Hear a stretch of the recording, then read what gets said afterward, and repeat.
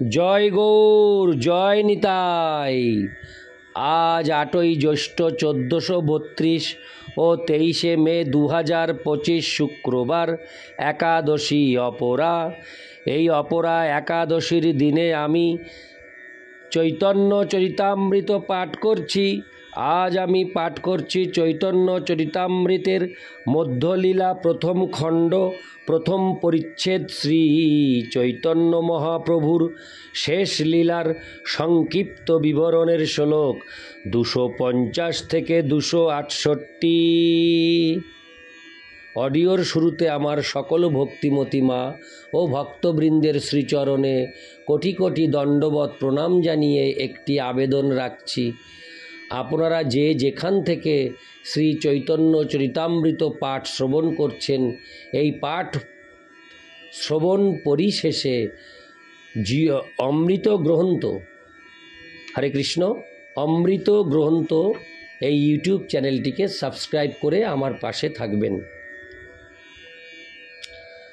নারায়ণ হে নারায়ণ, ভবভয়হরণম নারায়ণ।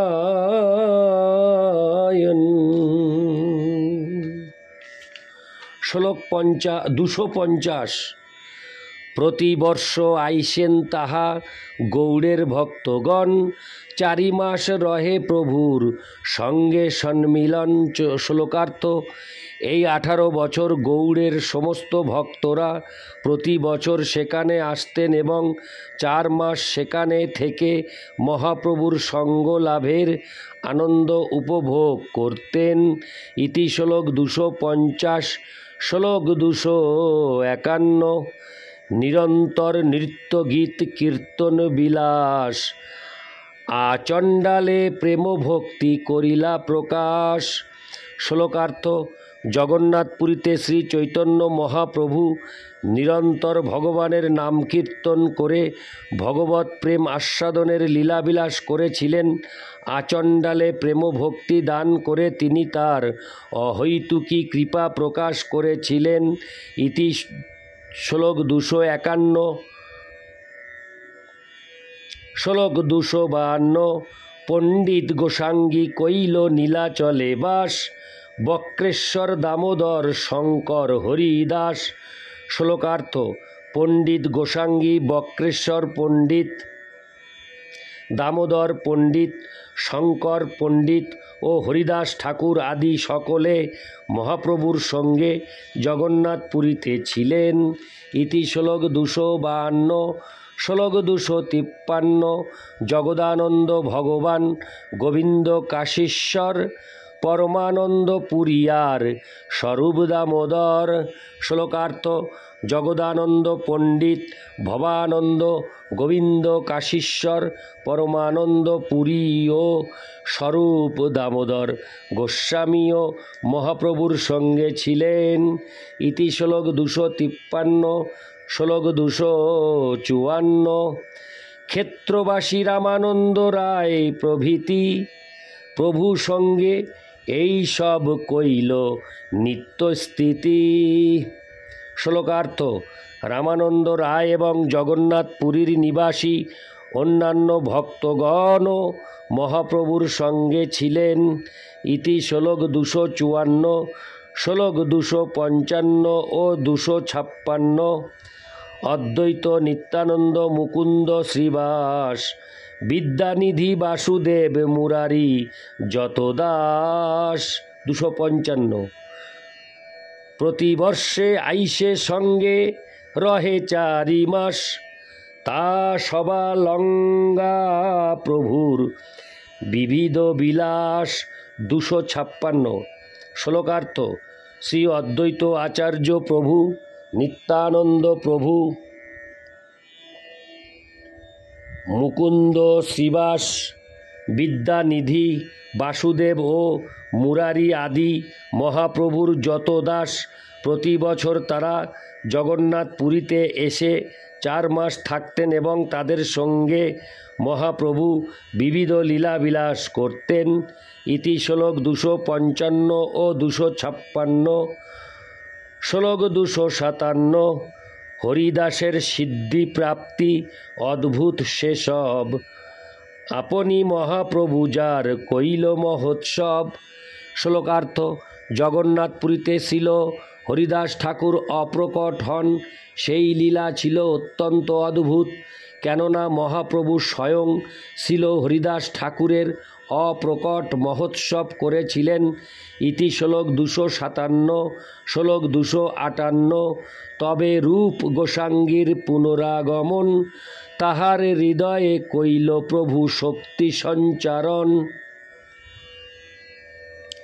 শ্লোকার্থ। জগন্নাথপুরীতে ছিল রূপ গোস্বামী মহাপ্রভুর সঙ্গে পুনরায় মিলিত হন এবং মহাপ্রভু তার হৃদয়ে শক্তি সঞ্চার করেন। ইতি শ্লোক 258। শ্লোক 259। তবে ছোট হরিদাসে প্রভু কৈল দণ্ড, দামোদর পণ্ডিত কৈল প্রভুকে বাক্যদণ্ড। শ্লোকার্থ। তারপর মহাপ্রভু ছোট হরিদাসকে দণ্ড দান করেন এবং দামোদর পণ্ডিত মহাপ্রভুকে বাক্যদণ্ড দান করেন। তাৎপর্য: দামোদর পণ্ডিত ছিলেন শ্রী চৈতন্য মহাপ্রভুর নিত্য সেবক। কোনো অবস্থাতেই তিনি মহাপ্রভুকে দণ্ড দিতে পারেন না এবং সেই রকম কোনো বাসনাও তার ছিল না, কিন্তু তিনি মহাপ্রভুকে বাক্যদণ্ড দান করেছিলেন যাতে অন্যরা তার নিন্দা না করে। অবশ্য তার জানা উচিত ছিল যে মহাপ্রভু হচ্ছেন পরমেশ্বর ভগবান এবং তিনি তার ইচ্ছা মতো আচরণ করতে পারেন, কখনো তাকে সাবধান করার প্রয়োজন নেই এবং উত্তম ভক্তরা এই ধরনের ব্যবহার খুব একটা অনুমোদন করেন না। ইতি শ্লোক 259। শ্লোক 260। তবে সনাতন গোসাঙ্গীর পুনরাগমন, জ্যৈষ্ঠ মাসে প্রভু তারে কৈল পরীক্ষণ। শ্লোকার্থ। তারপর শ্রীল সনাতন গোস্বামী পুনরায় মহাপ্রভুর সঙ্গে মিলিত হলেন এবং জ্যৈষ্ঠ মাসের তীব্র রৌদ্র তাপে মহাপ্রভু তাকে পরীক্ষা করলেন। ইতি শ্লোক 260। শ্লোক 261। তুষ্ট হঙ্গা প্রভু তারে পাঠাইলা বৃন্দাবন, অদ্বৈতের হস্তে প্রভুর অদ্ভুত ভোজন। শ্লোকার্থ। তুষ্ট হয়ে মহাপ্রভু শ্রীল সনাতন গোস্বামীকে পুনরায় বৃন্দাবনে পাঠালেন। তারপর অদ্বৈত প্রভুর হস্তে তিনি অদ্ভুতভাবে ভোজন করেন। ইতি শ্লোক 261। শ্লোক 262। নিত্যানন্দ সঙ্গে যুক্তি করিয়া নিভৃতে, তারে পাঠাইলা গৌড়ে প্রেম প্রচারিতে। শ্লোকার্থ। শ্রীল সনাতন গোস্বামীকে বৃন্দাবনে পাঠাবার পর শ্রী চৈতন্য মহাপ্রভু শ্রী নিত্যানন্দ প্রভুর সঙ্গে নিভৃতে আলোচনা করেন এবং ভগবৎ প্রেম প্রচার করার জন্য তাকে গৌড়ে প্রেরণ করেন। ইতি শ্লোক 262। শ্লোক 263। তবে তো বল্লভ ভট্ট প্রভুরে মিলিলা, কৃষ্ণ নামের অর্থ প্রভু তাহারে কহিলা। শ্লোকার্থ। তার অল্পকাল পরে বল্লভ ভট্ট জগন্নাথপুরীতে এসে মহাপ্রভুর সঙ্গে মিলিত হন এবং মহাপ্রভু তাকে কৃষ্ণ নামের অর্থ বিশ্লেষণ করে শোনান। তাৎপর্য: এই বল্লভ ভট্ট হচ্ছেন পশ্চিম ভারতের বল্লভ সম্প্রদায় নামক বৈষ্ণব সম্প্রদায়ের প্রবর্তক।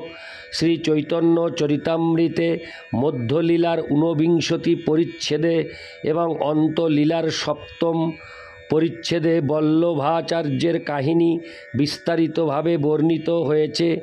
প্রয়াগে যমুনার অপর পারে আড়াইল নামক গ্রামে বল্লভাচার্যের গৃহে মহাপ্রভু গিয়েছিলেন। তারপর বল্লভাচার্য জগন্নাথপুরীতে মহাপ্রভুর সঙ্গে সাক্ষাৎ করে তাকে তার শ্রীমদ্ ভাগবতের টীকা শুনিয়েছিলেন। তার সেই টীকা সম্বন্ধে তিনি অত্যন্ত গর্বিত ছিলেন। কিন্তু বৈষ্ণবদের কর্তব্য হচ্ছে বিনীতভাবে পূর্বতন আচার্যের পদাঙ্ক অনুসরণ করা। এই শিক্ষাদান করে মহাপ্রভু তাকে সংশোধন করেন। মহাপ্রভু তাকে বলেন যে নিজেকে শ্রীধর স্বামীর থেকে বড় বলে অভিমান করাটা বৈষ্ণবোচিত আচরণ নয়। ইতি শ্লোক 263 হরে কৃষ্ণ। শ্লোক 264 প্রদ্যুম্ন মিশ্রে প্রভু রামানন্দ স্থানে কৃষ্ণ কথা শোনাইল কহি তার গুণে। শ্লোকার্থ: প্রদ্যুম্ন মিশ্রকে রামানন্দ রায়ের অপ্রাকৃত গুণাবলীর কথা বিশ্লেষণ করে মহাপ্রভু তাকে কৃষ্ণ কথা শ্রবণ করার জন্য রামানন্দ রায়ের কাছে পাঠিয়েছিলেন। ইতি শ্লোক 264। শ্লোক 265 গোপীনাথ পট্টনায়ক রামানন্দ ভ্রাতা রাজা মারিতেছিল প্রভু হইল ত্রেতা। হরে কৃষ্ণ। প্রভু হইল ত্রাতা। শ্লোকার্থ: রামানন্দ রায়ের কনিষ্ঠ ভ্রাতা গোপীনাথ পট্টনায়ককে মহারাজ প্রতাপ রুদ্র দণ্ড দান করতে উদ্যত হয়েছিলেন, কিন্তু মহাপ্রভু তাকে রক্ষা করেন। ইতি শ্লোক 265। শ্লোক 266 রামচন্দ্রপুরী ভয়ে ভিক্ষা ঘাটাইলা বৈষ্ণবের দুঃখ দেখি অর্ধেক রাখিলা। শ্লোকার্থ: রামচন্দ্রপুরী শ্রী চৈতন্য মহাপ্রভুর ভোজনের সমালোচনা করেছিলেন, তাই মহাপ্রভু তার আহারের মাত্রা অধিক পরিমাণে হ্রাস করেন। কিন্তু তা দেখে সমস্ত বৈষ্ণবেরা যখন অত্যন্ত দুঃখিত হন, তখন মহাপ্রভু তার আহারের মাত্রা বর্ধিত করে। সাধারণত তিনি যতটা আহার করতেন তার অর্ধমাত্রা রাখলেন। ইতি শ্লোক 266। শ্লোক 267 ও 268 ব্রহ্মাণ্ড ভিতরে হয় 14 ভুবন, 14 ভুবনে বৈশে যত জীবিগণ মনুষ্যের বেশ ধরি যাত্রিকের ছলে প্রভুর দর্শন করে আসি। হরে কৃষ্ণ। প্রভুর দর্শন করে আসি নীলাচলে। শ্লোকার্থ: ব্রহ্মাণ্ডের ভিতর 14টি ভুবন রয়েছে এবং সেই 14 ভুবনের সমস্ত জীব মানুষের বেশ ধারণ করে তীর্থযাত্রী রূপে জগন্নাথপুরীতে এসে শ্রী চৈতন্য মহাপ্রভুকে দর্শন করতেন। ইতি শ্লোক 267 ও 268। নারায়ণ হে নারায়ণ ভবভয় হরণম নারায়ণ। জয় গৌর, জয় নিতাই।